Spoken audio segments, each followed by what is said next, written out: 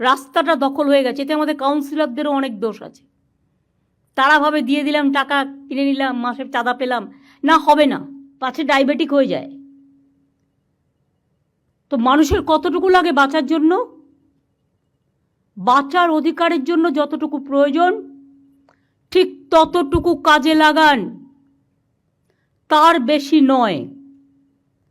লোভ করা ভালো নয়, লোভ সম্বরণ করুন।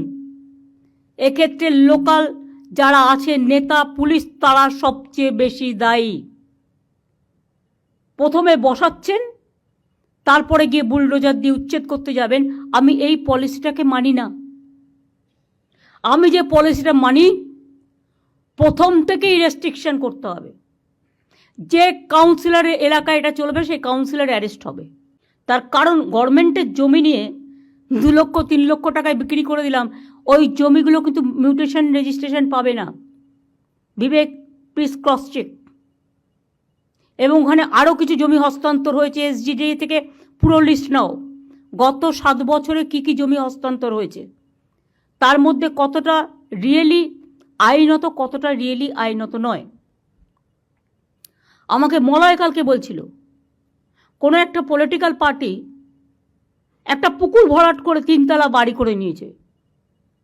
বারবার পুলিশকে কমপ্লেন দেওয়া সত্ত্বেও, আসানসোল কমপ্লেন দেওয়া সত্ত্বেও তারা কিছু করেনি, কারণ বাড়িটা আরএসএসের।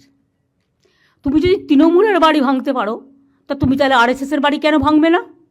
আর পুকুর ভরাট করে করেছে, ল্যান্ড রেকর্ডে কি আছে দেখে নাও। আর আমি একা বকবক করবো? প্রত্যেকটা পুলিশকে, রাজীব যখন সিপি ছিল তখন একটা ভিডিও আমরা করেছিলাম যে এর বাইরে আর বাড়বেন না। আমি বলছি যেখানে সত্যি ওরা বসতে পারে, ফাঁকা জায়গা আছে, ইরিগেশনের ক্যানেলের ওপরে নয়, তাতে কিন্তু জলটা ক্লিয়ার হচ্ছে না। তাদের দরকার হলে শিফট করতে হবে, বুঝিয়ে বাজিয়ে, মারপিট করে নয়, বুলডোজার দিয়ে নয়। তাদের কাছে গিয়ে বোঝাতে হবে, দেখুন দাদা, এটা করলে ফ্লাড হয়ে যাবে, বন্যা হয়ে যাবে, আপনি একটা অল্টারনেটিভ জায়গা তাকে দেখে দিন না। ওয়েবেলের সামনে আর এনকেডি এর সামনে আর রাজারহাটে এত বিউটিফিকেশন করে দিলাম, লক্ষ লক্ষ লোক আসছে। হ্যাঁ, নিশ্চয়ই আইটির ছেলেমেয়েরা খাবার দাবারের জন্য যাবে সেখানে। একটা অন্য জোন করে দিন, রাস্তার একদম অপোজিটে কেন? Is it looking good? না, এটা গুড দেখাচ্ছে না, এটা অত্যন্ত খারাপ দেখাচ্ছে।